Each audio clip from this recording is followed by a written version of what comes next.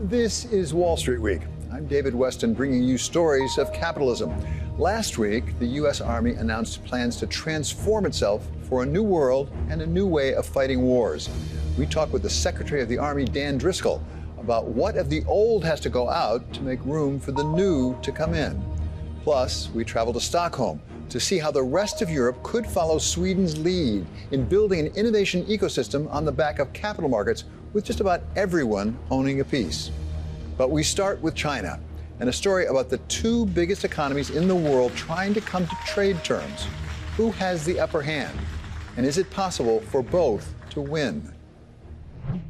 President Trump wants to rebalance the American economy back to a manufacturing economy with high precision manufacturing.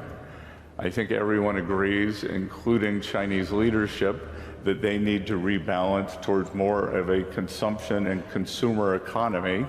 And the dream scenario would be if somehow we could do that together. Turning first to our special contributor, Larry Summers of Harvard. So, Larry, this week we heard about the tentative agreement for 90 days at least between the United States and China dialing back on the tariffs. Was this a step forward for the Trump administration? I salute Secretary Bessent. The avoidance of value subtracted is value added. And by that standard, we added value. The United States backed off of what were extremely imprudent and potentially economically very damaging prohibitive tariffs to the point of embargo on China. That was a good thing for the U.S. economy. And as a consequence, the U.S. stock market rose substantially in recognition of that. It was not an increase due to Chinese concessions. You could see that from the internals of the market. Companies like toy companies that were dependent on imports, retailers performed particularly well. But look, when you make a mistake, when you've done something imprudent, it's a good idea to salvage what pride you can and to retreat. And that's what the Trump administration did. And I salute Secretary Bessent for his leadership in doing that. Part of any high-stakes negotiation is trying to assess the pressure points on the two sides. And one of the things we've heard from President Trump is he believes there's a lot of pressure on China right now because it is a manufacturing economy. And as he says, a lot of factories have gone quiet. Is he right? Is there a lot of pressure on China right now to come to terms? I think there's some pressure on China, but I think there's more pressure on us because we're the one that's a democratic country that's responsive to our people. We're the one that has a highly inflation-conscious population, and prohibitive tariffs raise price levels. We're the one that's the active player here. So I think there was a lot of pressure on us, to which we responded. I think it's a very important part of governing to be willing to recognize when you push things too far and to pull back. But let's not be confused about what the path here was. It was an overly aggressive, overly truculent, erroneous approach from which there has been a significant but still not total retreat. Larry, take a step back from the particulars of balance of trade and fairness in trade. As a macroeconomist, we do have the second largest economy in the world, by most measures, by some even the largest economy in the world, that is not market-driven fundamentally. It is centrally planned, and they've built up a huge productive capacity. How does one deal with that? I don't think we've ever had to do that in the past. How do you deal with that in terms of trade terms and making sure that it doesn't distort things in our country? Well, I think what you do is you focus on your own economic interests. And if others want to subsidize your consumers, if others want to subsidize your producers, that can very easily be a good thing. And so you try to define what your core interests are. We have a core interest in national security, and in everything that's national security sensitive, we need to be trying to pivot away from China. We need to be very attentive to the security risks of Chinese presence in the United States. That's issues like TikTok. We need to be very focused on preventing China from getting access to intellectual property in ways that's going to enable them to surpass us.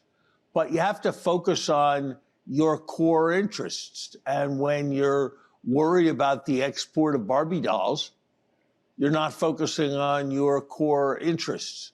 When you're worried about trying to get jobs here, putting together the different components of an iPhone, you're not worried about your core interests. So yeah, we do need a strategy with respect to China, a strategy directed at getting them to follow rules of the road where that's important for our core national security interests. But this kind of broad, indiscriminate attack that has been launched that mostly serves to cause Americans to feel poorer, mostly serves to increase our inflation, that's not the right way forward. So I'm glad to see the adjustments that the Trump administration has entered into. The tentative agreement reached in Geneva was just that, tentative, leaving a lot of work to be done before the United States and China can reach a long-term solution to their trade conflicts.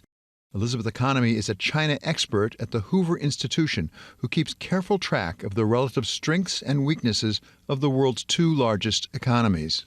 I think both countries have economic vulnerabilities. I think the assessment on the part of the Trump administration was that China was more vulnerable because it exports much more to the United States than the U.S. does to China.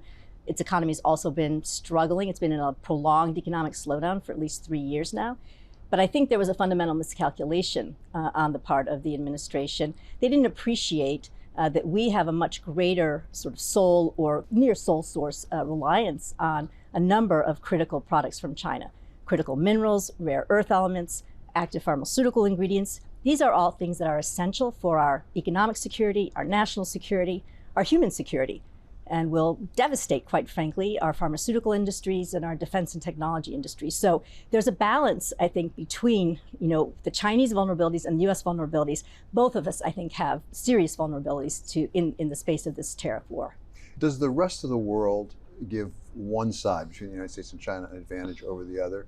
I mean, both sides historically have tried to recruit the rest of the world. I think for the advanced market democracies, what we've seen has been, in some respects, somewhat surprising. I think there was a belief on the part of the Chinese government that given this tariff war, this global tariff war that President Trump has launched, that it would be easy pickings, that China would walk in and basically say, we are a stabilizing force in the global economy, we're a stabilizing force in the international system. And they've gone around saying, let's join hands and work together to push back against President Trump and this tariff war. I think what they found is that really nobody's that interested in buying what they're selling. There's an entire world now emerging that is set to support the current rules-based order that doesn't include the United States, but also doesn't include China. One destination of Chinese goods that otherwise might be exported would be domestically, increased domestic consumption, which has been talked about for years now. What are the prospects? In fact, Xi Jinping might say, okay, we're going to stimulate the consumer. I mean, Chinese economists have been saying for years now that the government needs to do more to support the consumer economy. And part of that would be, investing more in the healthcare system, the education system, the pension system, giving the Chinese people a sense that they don't need to continue to save in the case of an emergency. But Xi Jinping is allergic to what he calls social welfareism. He doesn't want to give the Chinese people any incentive not to work. At least that's how he looks at it. So again, we've seen President Xi over the course of this tariff war take a few steps, in the form of raising wages for civil servants, notwithstanding the fact that a year ago or a year and a half ago, he actually cut those same wages. So I don't know whether this is an actual increase or it's just taking them back to where they were.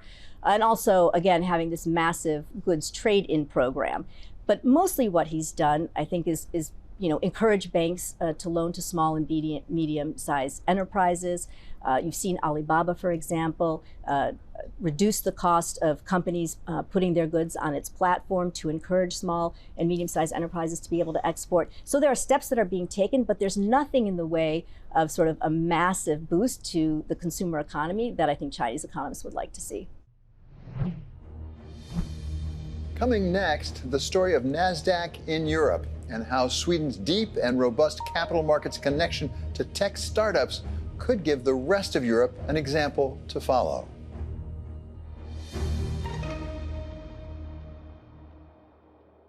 Sex, 5, 4, 3, 2, 1, 0. This is a story about attracting bees with honey, specifically the honey of rich capital markets attracting the bees of tech entrepreneurs, something that has helped drive U.S. economic growth, but that has largely been lacking in Europe, except in one particular corner. About 39% of household assets in the United States are invested in equities, which is the highest in the world. But here in Sweden, it's 36%. And it's not just how much, it's how broad. About 90% of the Swedes' savings are in some financial asset, which makes us the most investing country, at least in Europe. We're blessed to have a broad equity participation, so lots of people who own stocks directly. What that does is, of course, it creates this economic alignment, etc. We've come to expect robust capital markets supported by retail investment in the United States, but not necessarily in Sweden, a Nordic country with a population of just a little more than 10 million people that punches above its weight in the depth of its capital markets and is home to Nasdaq's European headquarters. We operate our markets here and also in the Nordics. We own and operate almost all the markets in the Nordics. We spoke to Nasdaq CEO Adena Friedman in New York in April, not long after President Trump had roiled the markets with his sweeping tariff announcements. So on options in 2024, we had an average of about 24 million contracts traded a day. On Friday, we had 94 million contracts traded. Now, what generates that, though, what's really, really interesting is the options markets are extremely data heavy. Friedman and her Nasdaq team have plenty to handle with U.S. markets, but they also run European operations almost as large in what they call Nasdaq Nordic, which became part of the group in 2008. We accompanied Friedman on a trip to their European headquarters in Stockholm. Well, Stockholm is one of the great markets that we own and operate here in the Nordics, but it also is the headquarters to our market technology business, where we serve 130 markets with our technology that helps them power all the markets, those markets around the world as well. How much of Nasdaq's overall operation is represented in Stockholm? Well, we have about 800 employees here in Stockholm, slightly smaller than New York, where we have about 1,000 employees in our New York office. So it kind of gives you a sense that this really is our second headquarters in the world. It's one of the special places that I get the benefit of being able to come to as we engage with the markets here in Sweden. One of the things that I find interesting is how similar it is here in Sweden versus New York. So the markets in Sweden have a lot of characteristics to the markets in the US, which is different than the rest of Europe. So when we look at it, we look at, well, how liquid are the markets? How many new companies come and list here in any given year? How active are the markets in terms of having retail ownership of equities? And in many, many cases, those are very similar to the US. So we have 1,200 companies that are listed in the Nordics. And in any given year, we'll have dozens of companies list here, both small companies on our SME market, which is called First North, and on the main market. So we're really, really proud of the fact that the markets here are very vibrant and have a lot of similarities to what we see in the US, but sitting here in Europe. One sign of its strong capital markets is Sweden's IPO pace. Between 2013 and 2024, there were more IPOs in Sweden than in Italy, France, or Germany, second in Europe only to the UK. The U.S. markets are the largest, deepest, most liquid markets in the world.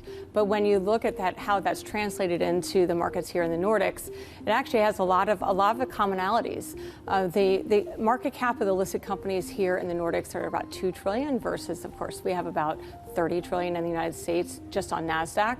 However, the liquidity that underpins that market cap here in the Nordics is quite vibrant, very active. We have lots of IPOs in Sweden. We have more IPOs than many European countries together. And I would say that is one important source. Sweden's vibrant IPO market is no accident. It results in part from government policies that encourage household participation in the markets, starting with taxes.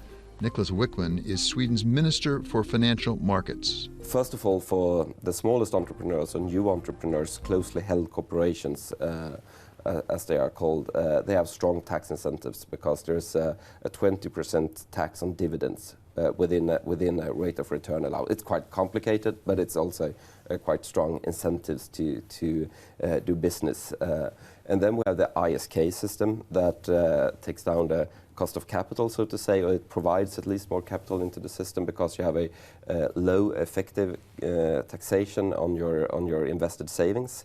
So I would say those are two important aspects, one for the entrepreneurs and one for the providers of capital. We have strong incentives to stay in business for a long period of time. We don't have any inheritance tax, we don't have gift tax, we don't have tax on accumulated wealth, or wealth tax, as you normally say. So I would say there's strong incentives to provide capital in the system. There are strong incentives to do something good with it, and it's strong incentives for active owners to remain active and perhaps to involve their families and keep their businesses over generations. Another big driver of retail participation is an investment account known as an ISK, a government program under which 2.5% of every employee's wages are put into an account in their name, which they can allocate among a range of funds. These funds are not subject to capital gains tax. Instead, they are taxed 1% each year on the value in the account. One of the great examples of where regulation has played a really key role in driving liquidity in the markets has been that ISK program, where they started in 2012 and they said every citizen should be investing in the markets. So therefore they said, okay, well, we'll create a tax account where you're only taxed about 1% of your total assets every year. No cap gains tax. So it means that investors can really bring their money into the markets. Their only obligation is to invest in the public markets anywhere. And it allows investors to have a great engagement with the economy. Christian Cederholm is the CEO of Investor AB, a company which serves as the investment arm of the Wallenberg family, one of the most prominent families in the country. In the 1970s, Wallenberg family businesses employed 40% of Sweden's industrial workforce and accounted for 40% of the total worth of the Stockholm stock market. This has created this sort of positive flywheel effect where owning stocks in a company, you may even work for that same company, by the way, and we're blessed to have a great number of, even just going in looking in Sweden, great number of high quality companies. So you may work for them, you may be invested in them, and of course that creates this engagement around business as part of a society. You mentioned the breadth of ownership of equities in Sweden. As I understand it, there are 10 million people roughly in Sweden. You have 650,000 shareholders yourself at Investor AB. How do you explain that breadth? How does that happen? Well, I mean, first of all, we're really thankful for the trust that people put in our work. And you know that they appreciate what we're doing, so we're quite humble to that.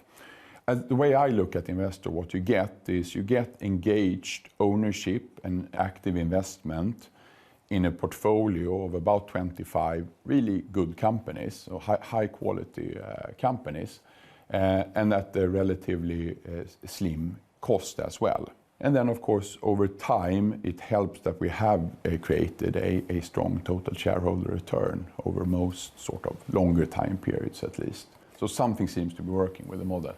And I think it serves two purposes. First of all, it's about social coherence. You have your job, you have your salary, but you also have a share of the most productive part of the economy that belongs to you. because of your savings. And it's about then, of course, economic efficiency. It provides capital for inventors and entrepreneurs. So it's, I would say, both about social coherence and economic efficiency in a very nice combination. Our social security system is important. It makes it possible to take risk, both with your savings, of course, but also in your work life as a whole. When you have some basic, trustworthy welfare system, you know that you can have a bit more risk, of course, in the rest of the economy. So I think that is one important topic. But of course, also the culture doesn't come from one source. The welfare system could be one such source. The education system could be another. And also, of course, that we provide financial stability, that we safeguard our financial system. What does all this mean for Sweden's economy as a whole? Its GDP is projected to grow 2.3% in 2025, compared to just 1.7% for the United States. Perhaps as important is Sweden's level of productivity, which drives future growth. Recent years, we have had the same problem as most of the Western world, or especially the Europe as large. We have a productivity problem, but if you extend the time period a bit, you can see that Sweden is exceptionally productive. Sweden's approach to encouraging broad and deep capital markets comes in sharp contrast to some of the rest of Europe. In his report on European competitiveness, former ECB President Mario Draghi pointed to the lack of sufficient capital support as one reason why Europe has lagged behind the United States in the growth of tech giants. Henry McVey is the head of the global macro and asset allocation team at KKR, and we spoke to him after he returned from a trip to Europe. When you look at it as a percentage of GDP, it's about a third of the U.S. And so there's clearly been a differential over the last 10 and 20 years. That's on the equity side. On the credit side, what I think Europe has missed is it's really been so bank controlled that you've missed the real growth in the securitization market. So if you think about the U.S., we securitize everything. It goes into the capital markets. The Draghi report talked about that. Will that shift capital markets, do you think, in Europe? Well, it's certainly been a big wake-up call, first of all. And if I take my positive hat on, what I say is that hopefully now what you can read in the Draghi report, etc., is turned into real and concrete actions as well, so that Europe can leverage all the advantages it has. I mean, it's a large market, stable institutions, whatnot, so and high equity participation in some parts of Europe as well. And then whether it shifts, I mean, it seems to, just looking at where valuations have gone recently, some of the shift you describe seem to, be in the making. Where that goes long term, probably others are better positioned to tell, right? If capital markets are key to innovation in tech, what has the Swedish approach to retail equity investing meant for its startup record? That's where we turn next, after a short break for coffee and fika, the pastry that Swedes enjoy during their workday afternoons. We're in Sweden, so we have to be having coffee. We have to have fika. Right. So, well, fika means cake. So you get, it does? Yes, fika is cake with coffee. Oh, I see. So yes, exactly. So we're going to have a fika later and this today. This is a tradition, right? It is. Actually, every Wednesday, normally, we have a fika celebration where we just get everyone together. So the whole purpose is not to talk about work, is to talk about each other and to create that sense of community. So I love it, but it's a huge tradition here, and now we've brought it everywhere. You don't toast in Sweden. Do you want to learn how to toast? Well, you toast, you say skål, but you don't clink. You don't clink. Oh, that's you look at each other in the eye, you drink, and you look at each other again. It's an old Viking tradition. Like, the idea was that if I'd poisoned you, I wouldn't be able to look you in the eye.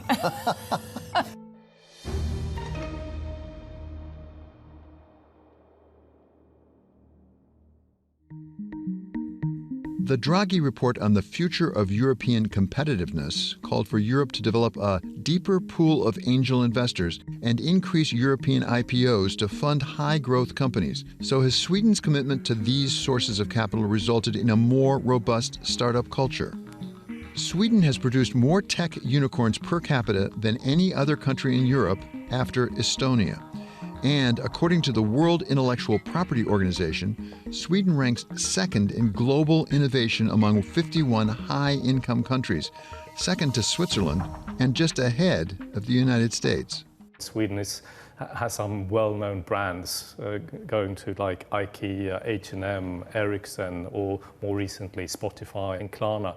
So it's a strong culture of entrepreneurship which has fostered, in a way, innovation, of course, but also investments in the community at large and sort of from a capital market perspective. So in Stockholm in particular, I think it's a small city, but investors are never far away.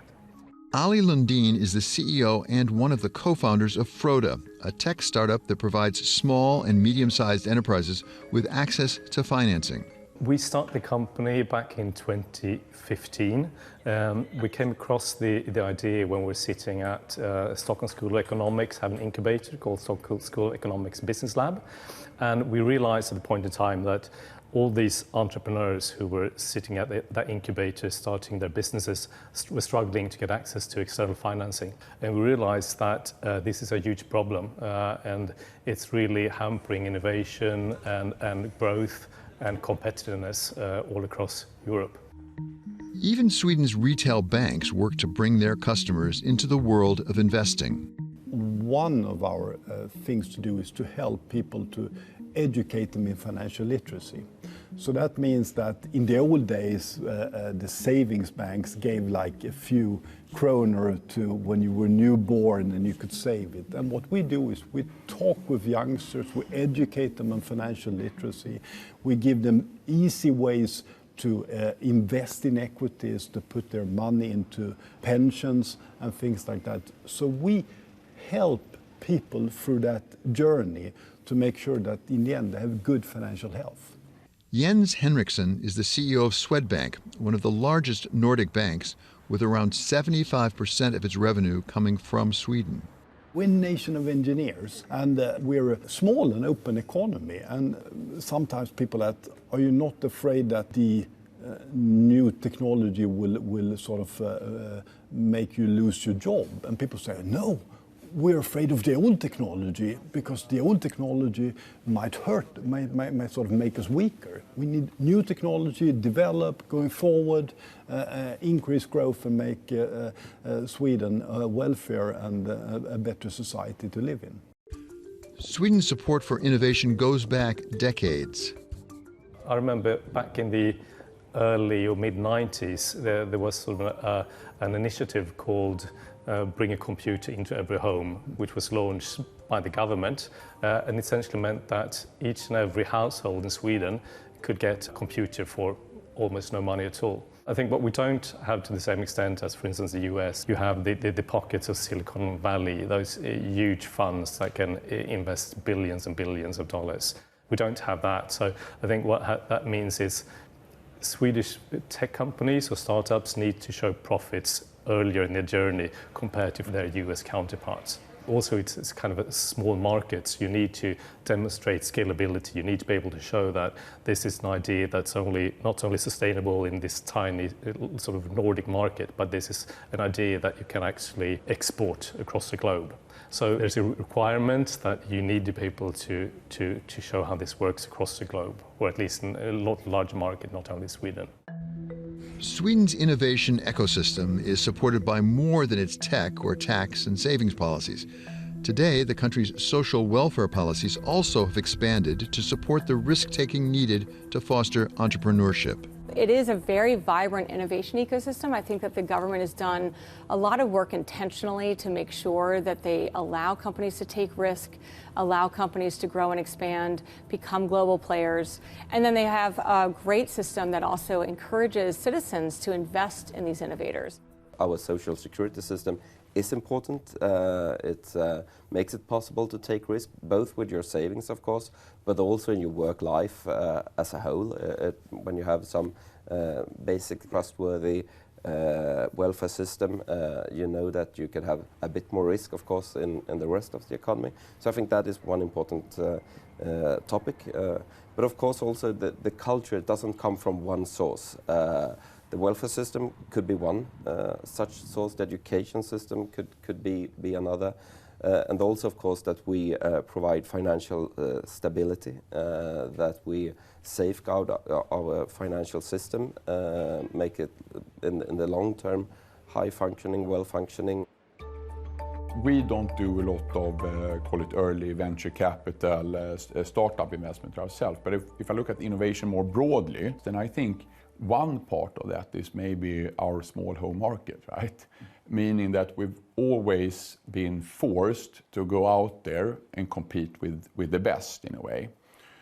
So that's one big driver. Then I also think that we have some more societal infrastructure that works for us. Just to mention a few, I mean, one is free and generally high quality education for all, which is broadly available.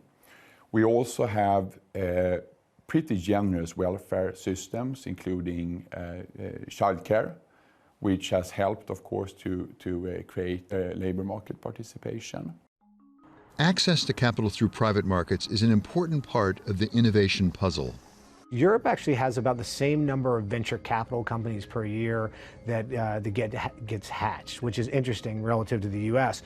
What Europe has been missing is those global dominant firms, $100 billion and more. Typically, those companies are actually getting bought by U.S. firms. So there is the beginning of the food chain on innovation, right? Entrepreneur is actually a French term. But what's happening is you haven't made it to create a global dominant giant. You have ASML, but you don't have the type of companies that you have with Google and Meta and Microsoft. And so that, to me, is the opportunity set, is to really see that value chain all the way through. You haven't had the same opportunity set. In the US, it's maybe 25% of the index, and in Europe, it's 7%. So there is entrepreneurs and there's growth, but a lot in the public markets, a lot of that's been concentrated in the US markets. Investor AB is one of the most important sources of private capital for Swedish companies, but its take on private equity looks different from the United States. Basically, when we make an investment, we do it not having exit as part of the strategy. And that means that we're really picky about getting companies who are in industries or end markets or niches where you have some kind of structural growth tailwind. We don't love to sort of fight gravity, so we prefer the tailwind. And then companies with a long-term right to win in those markets. And typically, and it goes back to the point about innovation, if we look at our companies across, call it 25 or so companies, most of them have leading market positions, and they have that thanks to leading or sort of best-in-class products and this obsession about the products and the customers. So that's, I think, we're really picky on that, the long-term attractiveness of both the company but also the industry that they're in, because we're wary that it's better basically with some tailwind and some headwind. To be clear, we have shareholders in all parts of the world. We have Nordic roots, but we see ourselves as global investors. And if you look at our companies, they typically have the Nordic roots and the Nordic heritage, but coming back to our small home market, etc., they're typically active across the globe. If I look at Investor AB and the company as such, we have operations here in Stockholm and in New York. So those are our two sort of home markets, and that's where we go look for new platform investments or new logos, if you want. Sweden's model has worked to jumpstart its innovation and growth, but replicating it in other parts of the EU is not as easy as it sounds. There is a huge interest from other European countries and from the European Union about the Swedish case.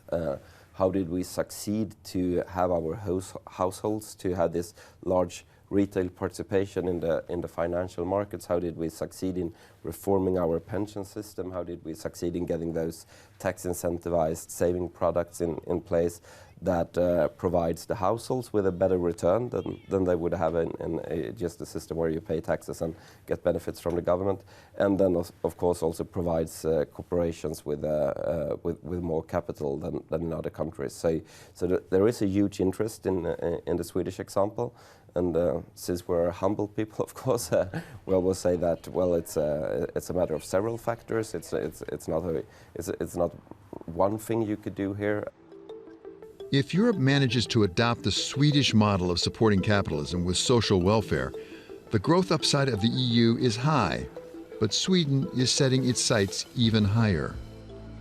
We say that the United States need to watch out if we manage for the whole of Europe to do this, because then we will be a much more efficient competitor. And that means that you have free education, you have free universities, you have daycare, childcare, you have, and you can continue with all these things. And then people can take a bit more financial risk. And you're right, it is risky in that sense. But we know that risk usually pays off in the long run. Well, at least history has shown us that. Coming up, we talk with the new Secretary of the Army, Dan Driscoll, about the transformation plan he presented to Congress last week and how it would address some of the issues at the Pentagon we reported on last fall.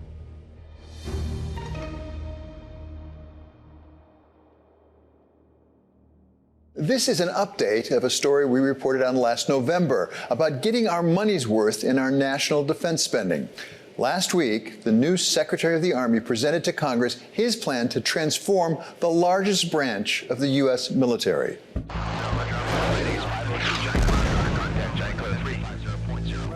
The system is broken, but nobody felt like they had the power to change it.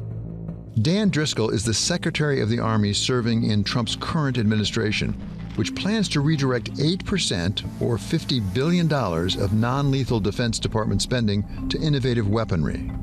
With President Trump's leadership and his kind of incredibly high risk tolerance, we were empowered and given the top cover to basically go fix the things that are broken. And so fundamentally what Army Transformation Initiative, what we call ATI, is it does four things.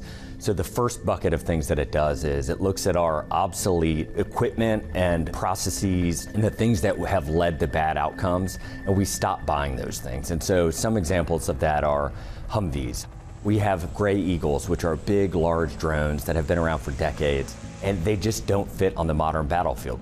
And a robotic combat vehicle, an RCV, it's an exquisite $3 million piece of equipment that can be taken out by an $800 drone. The math just doesn't work. Bucket two is what has led to the types of contracts that have gotten us into these outcomes that we don't want. So in some instances, we have given away our right to repair our own equipment. We would see this exquisite equipment sitting on the sidelines for 8 or 12 months at a time, and our soldiers could 3D print the $2 to $20 part to get it back in the game. Bucket three is essentially taking the savings from cutting the obsolete equipment and recycling it to the things we know we need. Modern warfare is going to be a mixture of autonomous vehicles and drones and data. It's buying all of that equipment and really just giving us a command and control layer for the modern battlefield. And then bucket four is the bloat. We have just too many people up in our leadership. And so we're going to do things like cut 1,000 people from the Pentagon. We're going to push those soldiers that are stuck up here pushing paperwork around. We're going to get them back in helmets, get them back in formations to do the jobs that they actually signed up wanting to do. Those who know have been calling for changes like these for a long time. Former U.S. Deputy Secretary of Defense John Hamre says the Pentagon's failure to adapt compromises its ability to fight. We are not well organized for sustained long-term conflict. It would really be a strain for us to manage a 3-year war. We tend to buy too few weapons for long-term warfare. Our industrial base is sluggish. It's not that the companies aren't willing to produce, but the government isn't willing to give them resources for surge capacity. We could fight a terrific short-term war, but if we had a prolonged war, it would be a challenge. I think there are two problems. One is that we're not spending enough, and two is that we're not spending wisely enough. Amy Ziegart is a senior fellow at the Hoover Institution. Our overall defense budget has a yawning gap with the capabilities that this nation needs to advance national interests. At the same time, we need to be spending money on low-cost, high-tech, affordable, unmanned systems and other capabilities. There's been a lot of discussion about doing that in the Pentagon, a lot of discussion about doing that in Congress, but those kinds of systems are still rounding dust in the Pentagon budget compared to where we need to be. This is the most dangerous and the most complicated threat landscape the United States has faced since 1945. We have great power competition with China and Russia. And then there's Iran and North Korea. And we also have non-state actors. Terrorist threat levels are increasing again, and they're enabled by new technologies, which are spreading rapidly. It's a very demanding landscape. The United States Defense Department is having to do more, and our budgets have not kept pace with the threat landscape. So as a percentage of GDP, the U.S. government is spending half as much today on defense as we did in the 1980s. We're spending 1/20th as much on defense as we did in the Korean War. So the needs are growing, the funding is declining. If you look at the Pentagon for the last 30 or 40 years, you've had this very inefficient bureaucratic system that has calcified, and we like to talk about it as kind of like a pretzel for decision-making contorting in on itself. We've done things inside the Defense Department for many years, but this revolution that's taking place in digital technology is in the private sector. And we don't know how to bring that into the government because we want them to slow down and fit our model. Well, they're not going to do that. Defense acquisition runs at X and the private sector is moving at 5X. I think the greatest challenge going forward is going to be how do we bring in the cutting edge technology the private sector is developing and incorporate it into our weapon systems. And we do not have an answer to that question. With this new idea of having non-traditional defense contractors and Silicon Valley companies like Palantir and SpaceX that lots of people have heard of, it's bringing new ideas and new innovation, and it's giving us the best of breed technology. Andy Lowry is the CEO of Epirus, a defense tech contractor that focuses on drone technology, an essential part of fighting the wars of the future. The company is valued at an estimated $1 billion and has raised over $550 million from the private sector. Epirus makes force fields, just like you see on science fiction movies. We have created the first version of a human-made force field that can protect things like bases, aircraft, tanks, cars, vehicles, stadiums, refineries, borders. All of these things right now are falling prey to an infiltration of drones, not just flying drones. You have drones on the water, drones on land, drones in the air, drones in space. You have cyber-powered drones everywhere. Enter Epirus. Epirus, with our force fields, can now line up right at an edge of a fence and knock everything down like there's a wall of energy that anything that comes into falls to the ground and is rendered useless. Epirus delivered counter-drone technology to the Navy as recently as March. The goal of their Leonidas system is to take down drones. These force fields will prevent massive attacks because we can only make dozens of missiles a month as a country. They can make tens of thousands of drones per month, thousands of drones per month. That ratio doesn't work. We'll never keep up. We'll lose to the attrition, the war of attrition, unless we come up with what? Force fields. If we put force fields up, then those drones doesn't matter. 10, 100,000, just rack it up the cash book because every one of those is 10K, 15K, and you're losing them one again, and again. So we actually flip this whole paradigm over on its head and cause them to have to say, now what are we going to do? Do we still want to fight fights with drones and just risk them getting lost to these new systems? We've kind of grown a little comfortable, I would say, in the way that we've been fighting this sort of war of deterrence.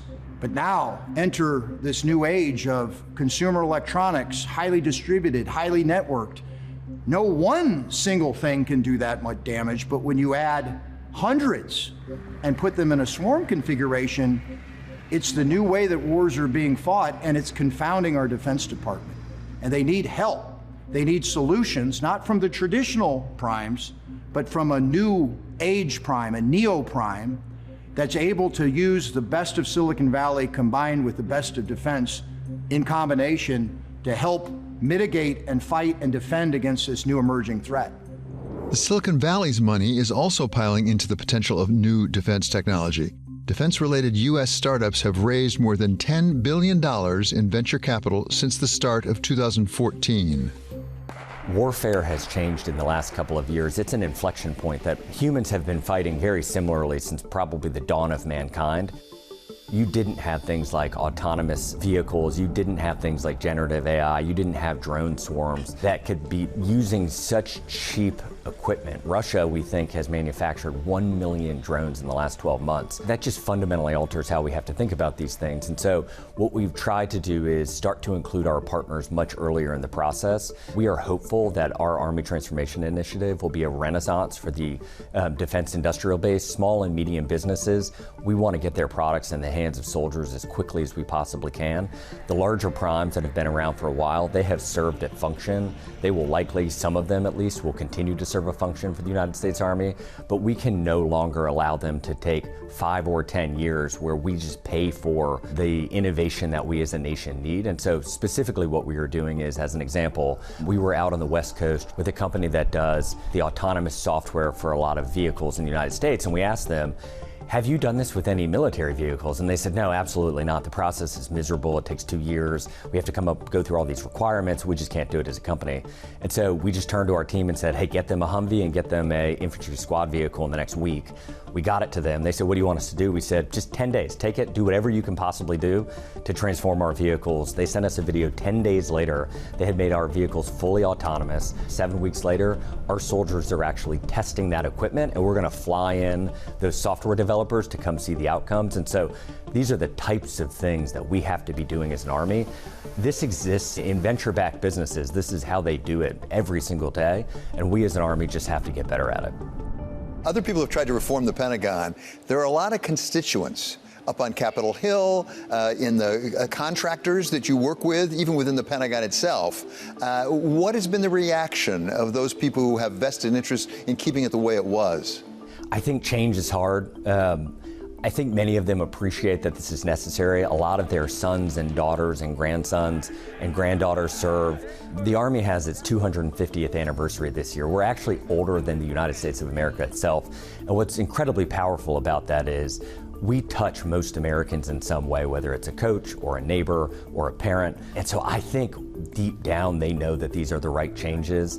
I think deep down they know that President Trump and Secretary Hegseth are going to allow us to make these very difficult changes. And so my perception of most of the conversations has been, once they've appreciated that we are not backing down, we are conceding no ground, we are taking zero parochial interests into account, we have set that stage with everyone, Republican and Democrat. We were doing the right thing for soldiers and the American taxpayer, and that is it. I think once they can process that and appreciate this is the actual time where change is happening, we then transition to a mode of, well, what can their business do to thrive and survive in this new model? And we are going to keep testing and learning from our soldiers and closing the innovation loop and executing on the things that are necessary. Do you understand? Yes, Coming up, the state of the Chinese economy and its effect on trade negotiations.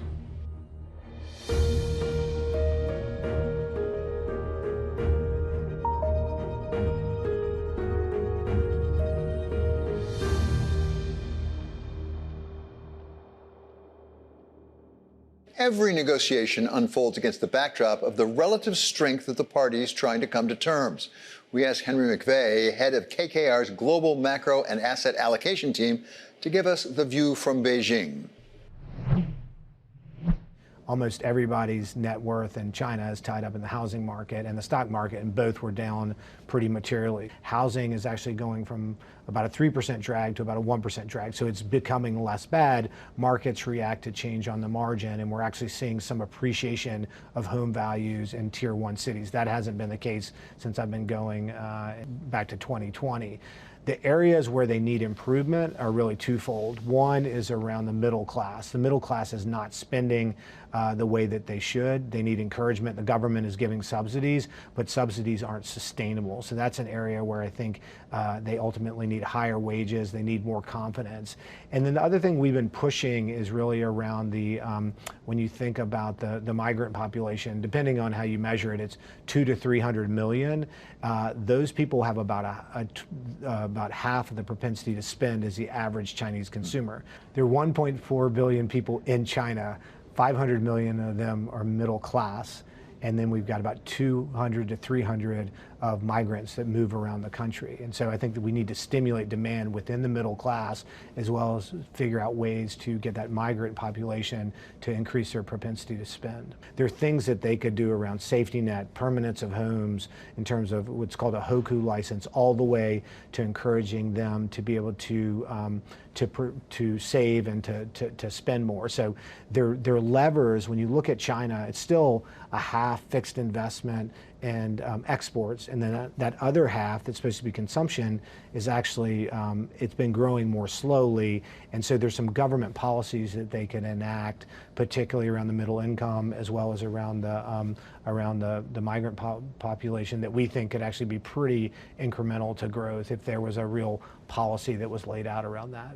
People have been talking for years about the consumer aspect of the economy in China, that it's been underperforming, right, certainly compared to the United States, for example. How much of that is the drag of the home ownership? That in fact they don't have enough money to spend? So I think you have to look at it in absolute terms and then relative terms. So in absolute terms, GDP per capita has gone from 1,300 to 13,000 in the last 20 years. So on an absolute basis, those are huge, extraordinary gains. On a relative basis, what's happened though is the fixed investment and the export economy have just grown faster. I used to go back to China and took the banks public in 2000, and you were going to have greater growth in consumption. It just hasn't happened that way.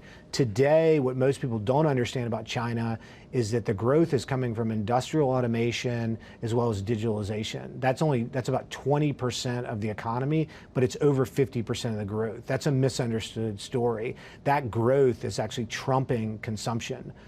In a world where we have higher trade barriers and we have geopolitical tension, the government's got to find ways to drive that consumption higher. And so on a relative basis, they either need to shrink the power that they're seeing through the automation and the industrialization and the digitalization, or they need to increase the consumption side. The consumption side is more of a subtlety. It's around policy, around childcare, around Social Security savings net, and around safety, where people feel inspired to spend. How much of the drag on consumption is lack of confidence? And we talk about consumer confidence in the United States a lot. Yeah. What's it like in China?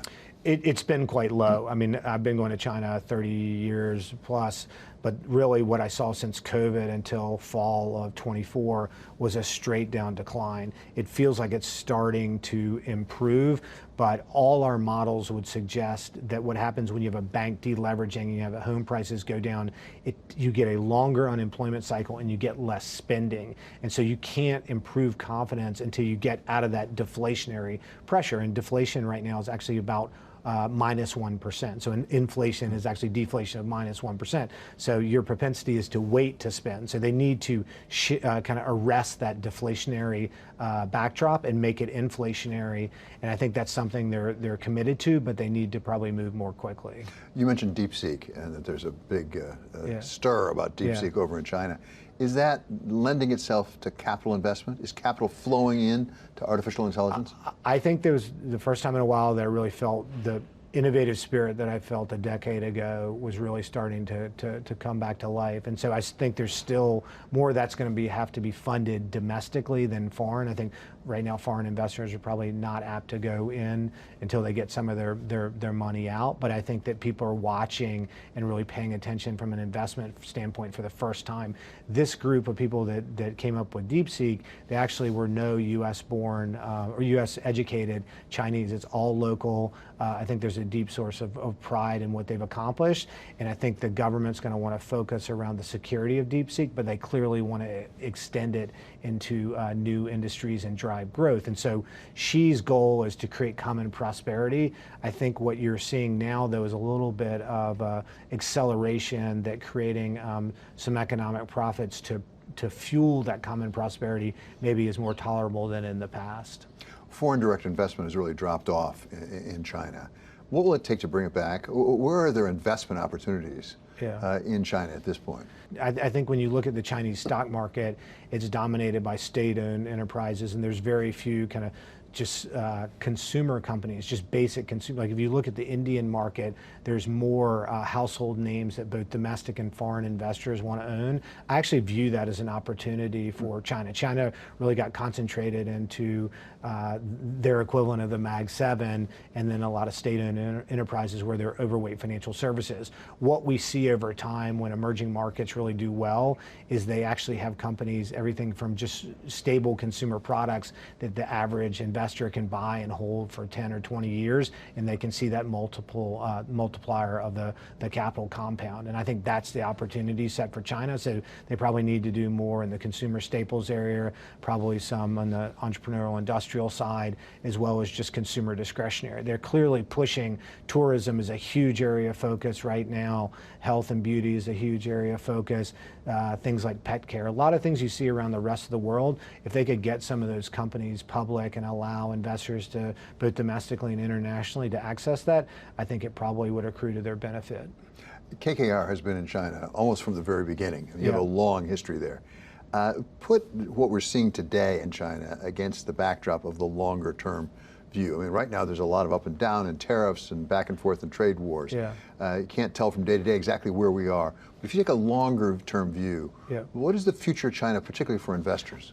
I think when you look around KKR, our competitive advantage is in our global lens. We have 24 offices around the world. I think what we try to do, we run global PE, global infrastructure, global real estate, global credit. We're always looking for relative value. So there'll be times, we were in Japan for 7 years, we did one deal. And so we're there for the long haul. So even today, where it's a very slow environment, there's lots of information coming out of China that helps us both in China, but also in investments around the world. Right now, Japan and India are the big markets, but these things ebb and flow. When I started at KKR in 2011, nobody wanted to invest in the United States, and that was the opportunity set. So I think what we have to do is think long term, but also react to the cyclical pressures and watch the relative value, and things will accrue to our benefit for our LPs if we do that. That does it for us here at Wall Street Week. I'm David Weston. See you next week for more stories of capitalism.